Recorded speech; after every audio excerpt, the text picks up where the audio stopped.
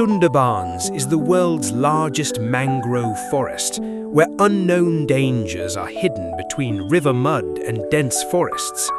Here, humans and Royal Bengal tigers fight to survive in the same place.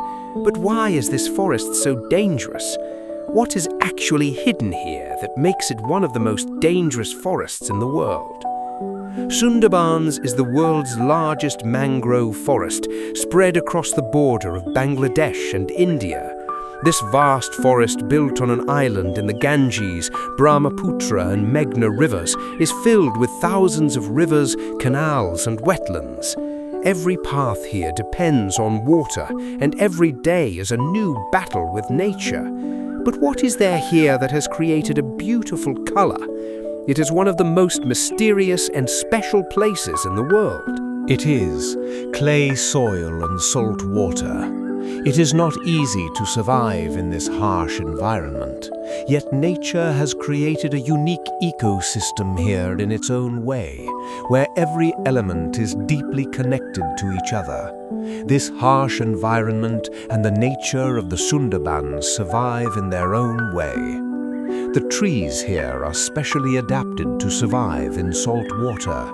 For example, the Sundari tree, from which the name Sundarbans comes. There are also Goran, Gaya and Keura trees. Their roots come up to the ground to breathe. A complex ecosystem has developed in this barren land, where every tree, animal and river are connected to each other. The environment changes with the tides, and the fauna here adapts to that change. But the question is, how does nature survive in such a harsh environment, and how permanent is this balance? The wildlife of the Sundarbans is as diverse as the environment here, but at the same time, the most terrifying inhabitant of this forest is the Royal Bengal Tiger, who is not only a powerful hunter, but also has the extraordinary ability to swim across rivers. There are also saltwater crocodiles that silently wait in the depths of the river for their prey. There are various species of snakes scattered throughout the forest, and in the open spaces, chitra deer can be seen, which is often the main food of tigers. Numerous birds call in the sky, which also indicate the presence of life in this terrible environment. Every animal here fights to survive. This cycle of prey and predator never stops. But the question is, how do people live in this jungle, and how do they survive in the face of this terrible reality every day? The only way for the Moals to make a living is by collecting honey in the Sundarbans. The Moals in the Sundarbans run in groups to collect honey. Ignoring the fear of tigers and crocodile attacks, they run in search of honey. On the other hand, the fishermen of the Sundarbans wait for the ebb and flow of the tide. The main source of livelihood for these fishermen is fishing. The fishermen run around with boats. The livelihoods of animals and humans are deeply intertwined in the Sundarbans. The Sundarbans is not just a forest, it is the livelihood of humans and animals. The Sundarbans are not just for wild animals, it is a source of livelihood for thousands of people. Every day, many people enter this forest to collect honey, catch fish, catch crabs, and collect wood. For them, this forest is not just a place, it is their only source of life. But this livelihood is not easy. There is risk hidden in every step: tiger attacks, fear of crocodiles, and uncertain weather. All these are their daily reality. Many cannot return home, yet the next day, some or the other set foot in this forest again, because for them it is not just work, it is a fight for survival. But the question is, why do they return to this forest, risking their lives every day? Behind the beauty of the Sundarbans lies a difficult reality. Every year, many people lose their lives in tiger attacks in this forest, where every entry becomes a risk of life and death. But not only wildlife, nature is equally dangerous here. Cyclones, tidal waves, and flash floods bring terrible dangers. Destruction. Houses can collapse at some point. Livelihoods can be destroyed.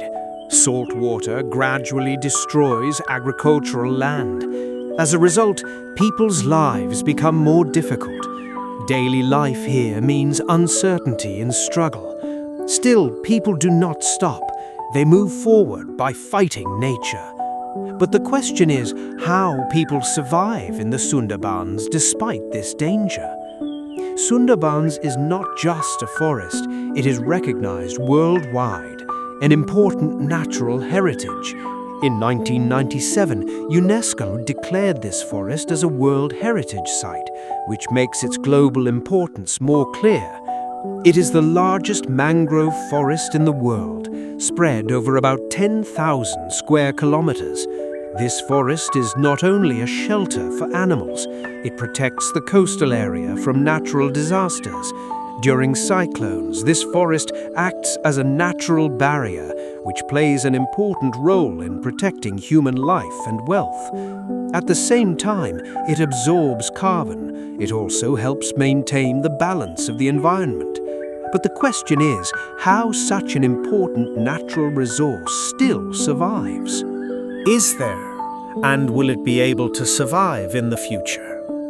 Rising sea levels are a silent but big threat to the Sundarbans. Salt water is gradually entering the forest. As a result, many plants are unable to survive. The land is constantly eroding. Low-lying areas are sinking. Various studies have shown that if this change continues, a large part of the Sundarbans may be lost in the future. Its impact is not limited to the forest alone. It can affect the lives of living animals and thousands of people. The intensity of the storm is increasing. The currents are becoming stronger. This change in nature is gradually changing the balance of the Sundarbans. But the question is, can the Sundarbans really be lost in the future? Or is there still time to save it? The Sundarbans is not just a forest, it is the life of thousands of people, a story of daily struggle and survival. It is the habitat of countless animals, where every animal lives according to the laws of nature. It is a rare creation of nature, where a unique combination of rivers, forests, and life can be seen. The forest does not only show us beauty, it teaches us coexistence, balance, and respect for nature. Every tree, every river, every living being is a part of this vast system.